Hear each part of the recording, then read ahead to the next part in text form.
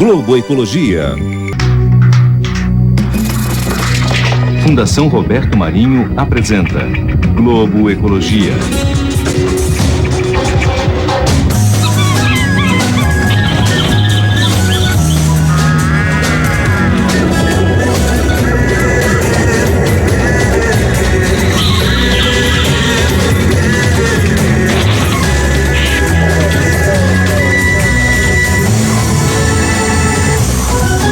Por acaso você sabe o que acontece com o seu lixo depois que ele sai da sua casa? No Globo Ecologia de hoje nós vamos conhecer um pouco mais da história do lixo, como o lixo é tratado hoje no Brasil e os possíveis caminhos para o futuro dos resíduos.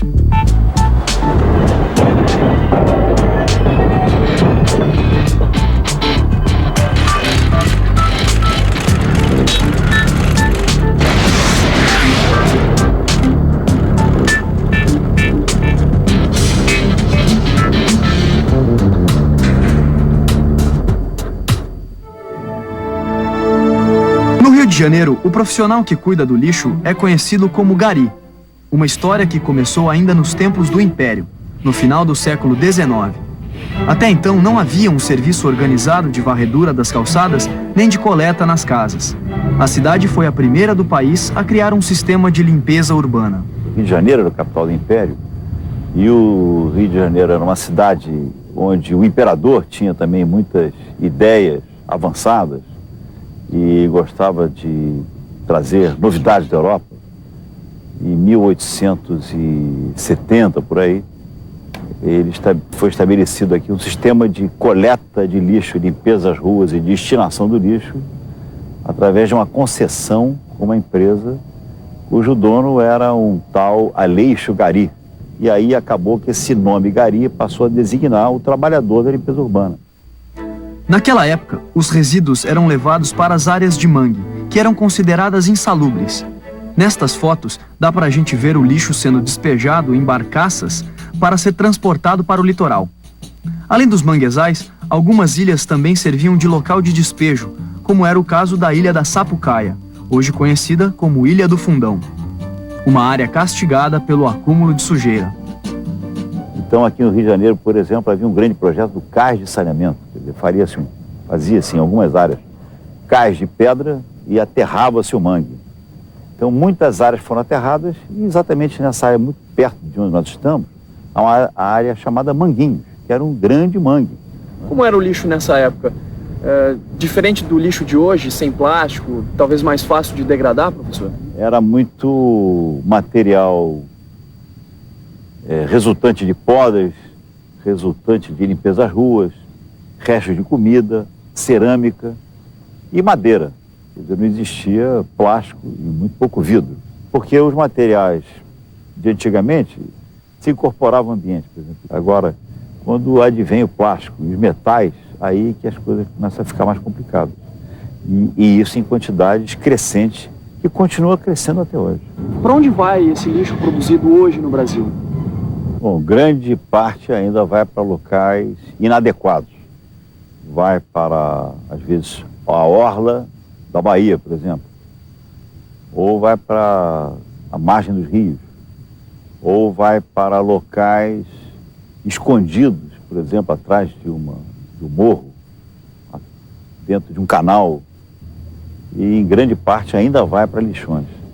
O lixão é um local onde se coloca o lixo sem maior cuidado, e essa falta de cuidado exatamente gera problemas de poluição da água subterrânea, porque o lixo, quando entra em decomposição, junto com as chuvas, ele provoca a formação de um líquido muito poluente, chamado chorume, que tem uma capacidade, digamos, de poluição em termos de carga orgânica 1000 vezes maior do que o esgoto doméstico.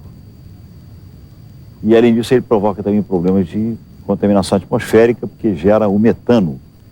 E também, quando ele é deixado a céu aberto, muitas vezes ele entra em combustão, e aí também são formadas fumaças, fogo, etc. Também é o local onde se atraem urubus, ou atraem uma porção de quantidade de insetos, ratos. Então, tudo isso é muito negativo. Agora, a tendência que nós temos observado é que cada vez estão se construindo mais os chamados aterros sanitários. Pois é, professor. A gente vai ver agora justamente uma iniciativa que vai além do padrão do aterro sanitário. A Fátima está no interior de São Paulo, em Paulínia, e vai mostrar pra gente como funciona uma central de gerenciamento de resíduos. Essa central em Paulínia, Max, recebe o lixo de 22 cidades da região metropolitana de Campinas e do interior de São Paulo. O Dirceu Pierro é o superintendente da unidade. Qual a principal diferença de uma central como essa para um aterro sanitário comum? No caso de uma central, é uma série, é um leque de serviços. O aterro sanitário é um dos serviços que nós prestamos. Nós temos também a biorremediação, que é um tratamento biológico de solo contaminado. Nós descontaminamos o solo biologicamente, devolvemos ele como ele estava antes, zero de contaminação. Temos também uma unidade que é a usina de entulho da construção civil, ou seja, o entulho chega, ele é trabalhado, triturado e é transformado em areia, é transformado em brita 1 e é transformado em brita 2. Existe também uma outra unidade, que é o biogás, no qual nós pegamos o gás metano e transformamos em gás carbônico, que é o crédito carbono. Resumindo, numa central existe a união de diferentes tecnologias de tratamento de resíduos, mas o coração desse sistema continua sendo o aterro sanitário. Em Paulínia, o espaço está sendo ampliado e é possível acompanhar cada estágio do processo de formação de um aterro. Dirceu, essa é a primeira etapa? Isso, tudo começa aqui na escavação do solo. Depois que você fez a compactação de base, você vem com uma colocação de manta de polietileno de alta densidade, que é de 2 milímetros. Essa manta vai ficar em cima dessa terra compactada. Para você ter uma ideia o que é essa manta. Essa manta ela é usada até para colete à prova de bala. Ela tem uma duração aí, uma durabilidade de 200 a 300 anos. Quando que o lixo vai entrar aqui efetivamente? Depois da colocação da manta e aqueles 70 centímetros de terra compactada, que é para dar proteção à manta, você começa a colocar os drenos de chorume, que são os líquidos percolados, e os drenos de gases. Aí sim já pode começar a receber os resíduos. No trecho que já está com a infraestrutura pronta, o entra e sai de caminhões carregados de lixo não para. Que trabalho exatamente esse trator está fazendo aqui atrás? Esse trator ele está espalhando o resíduo e compactando. Com essa compactação e fazendo a cobertura, ele vai formar o talude. E com isso, vocês conseguem evitar o quê? Evitar o cheiro, evitar moscas, evitar urubu. Por quê? Porque quando ele faz esse espalhamento e a cobertura, eu estou inibindo o processo fermentativo que está no lixo orgânico. O processo é sempre esse? Sempre esse. Chega o lixo... Já cobre imediatamente. 24 horas por dia? 24 horas por dia. São essas tubulações que saem de dentro do aterro e percorrem todo o maciço que transportam os dois principais poluentes produzidos pelo lixo, o chorume e o gás metano. É para cá que vem todo o chorume produzido no aterro? Exatamente. Todos os drenos do chorume, eles conduzem para esse tanque. Você pode perceber que 24 horas, está caindo essa quantidade aqui. Isso aqui é muito perigoso. Esse é o grande vilão do meio ambiente. Esse chorume que está caindo aqui, nós estamos recolhendo e ele está sendo tratado. Quanto que é produzido aqui de chorume por dia? Hoje sai, para você ter uma ideia, 10 carretas de 30 mil litros. E aqui ele é controlado. Você imagina se essa quantidade vai para o solo num lugar que não é controlado. Você imagina o impacto que vai ser no solo. Isso vai atingir o lençol freático e vai contaminar toda uma região. Aqui a gente tem um poço que foi construído propositalmente a poucos metros do aterro sanitário. Na verdade, esse é um dos postos de controle de qualidade da água subterrânea. Como é que é feito esse controle? O órgão ambiental faz a coleta nesse poço a cada 3 meses para monitorar, para ver se está tudo em ordem o lençol freático, se não há nenhum tipo de contaminação. Se esse poço estivesse ao lado de um lixão, por exemplo? Com certeza estaria totalmente contaminado, porque num lixão não existe nenhuma proteção para segurar o chorume. Já o gás produzido pelo lixo é conduzido para esses queimadores. Aqui são as 3 tochas que estão queimando o gás metano. Você pode perceber que não há fumaça, não há emissão de fumaça. Ou seja, a queima é completa. Aqui está queimando todo o gás metano que é gerado em todo o maciço de lixo. Esse gramado onde eu estou fazendo essa caminhada também faz parte do aterro sanitário. Só que nesse trecho, o trabalho de compactação do lixo já foi encerrado. Não dá para a gente ver porque a cobertura definitiva já foi feita, mas aqui, embaixo dessa pirâmide, tem 7 milhões de toneladas de resíduos. O que vai ser feito com essa área depois que o aterro for concluído?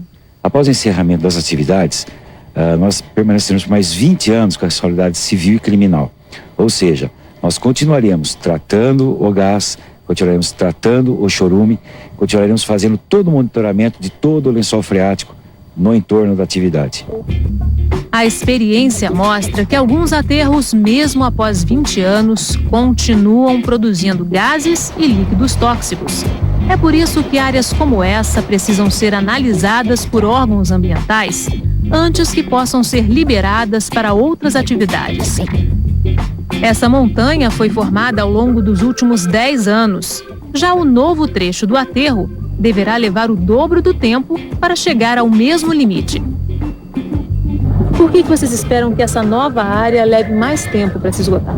Porque hoje está a questão da reciclagem, a questão do reaproveitamento, a questão da revalorização de resíduo vai acabar beneficiando o nosso espaço. Ou seja, alguns tipos de resíduos, embalagens que podem ser reaproveitadas, podem ser recicladas, vão deixar de vir para o aterro.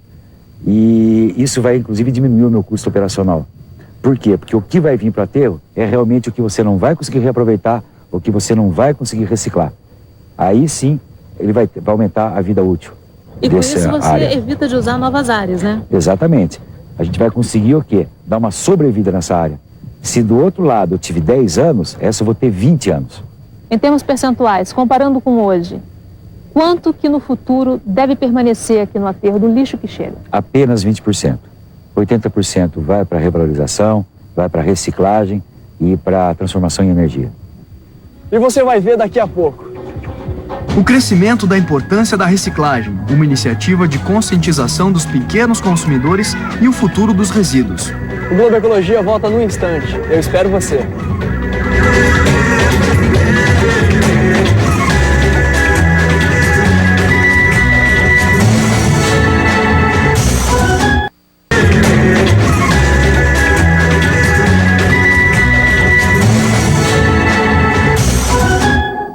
O Globo Ecologia está de volta. E no programa de hoje nós estamos falando da história e do destino do nosso lixo.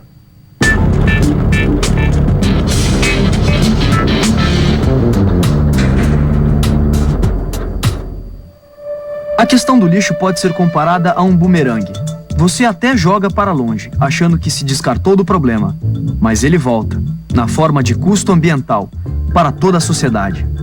Por isso, não basta levar os resíduos para longe, é preciso tratá-los adequadamente, solucionar o problema e não apenas afastá-lo do nosso campo de visão. O professor Cláudio Mahler, da Coordenação de Pós-Graduação em Engenharia da Universidade Federal do Rio de Janeiro, acredita que ainda precisamos avançar muito para alcançar condições mais adequadas. A solução de aterros sanitários é uma solução ultrapassada nos países desenvolvidos. Eles buscam novas soluções, como em especial a Alemanha, a própria Itália agora. Em Brescia, por exemplo, tem uma usina de tratamento de resíduos que eles fazem incineração com aproveitamento energético. E que são soluções que são definitivas, quer dizer, não criam um passivo ambiental, um problema para a sociedade.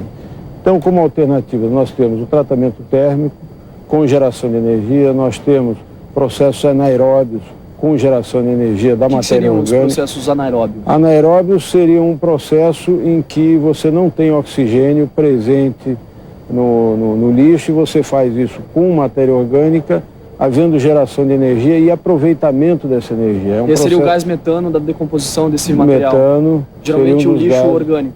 Sim, sim. Entendi. E esse gás é aproveitado e é transformado em energia. Ou pode ser transformado em gás veicular, como eu vi, por exemplo, na Suíça. E é uma solução extremamente econômica.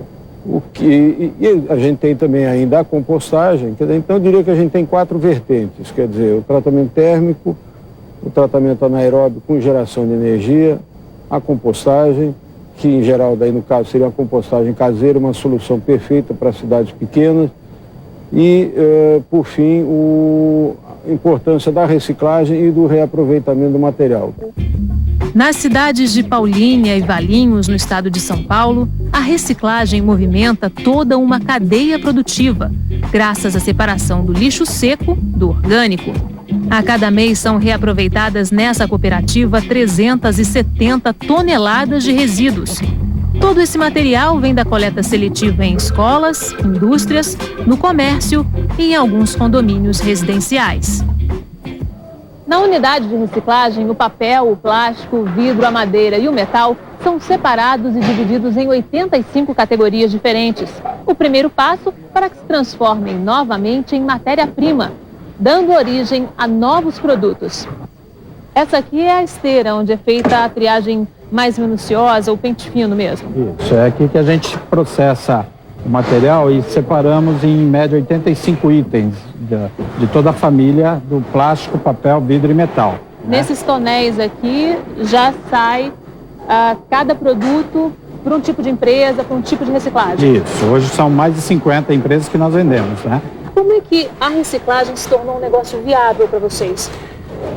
Bom, em primeiro lugar que material reciclável é commodity, né? A gente tem aí essa referência de ser commodity e numa condição dele separado como nós fazemos, que é o pente fino, como você falou, a gente agrega valor, chegando efetivamente a valores bons hoje de mercado. Já foram melhores, né, no passado, mas caiu por conta da crise, mas hoje, para você ter uma ideia, a gente tem valores na ordem de mais de R$1.000, de alguns itens, R$2.000, que a gente comercializa em torno por tonelada de material. Não há como conseguir bons resultados na reciclagem sem a participação da comunidade.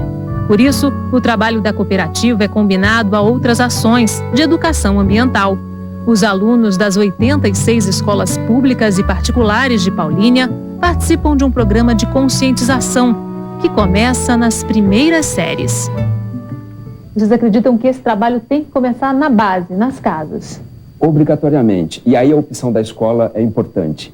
Porque a escola, eu gero um agente que vai infiltrar dentro dessa família com essa nova consciência. Então a gente trabalha com criança de 4 a 16 anos aqui nos programas de educação ambiental, visando justamente isso, ou seja, criar uma cultura de destino, de separação e de organização do resíduo na sua casa, e também que as pessoas avaliem no momento do consumo aquilo que realmente ela precisa consumir. Porque aquilo que não é que é comprado e não é consumido, ele é descartado, vira resíduo.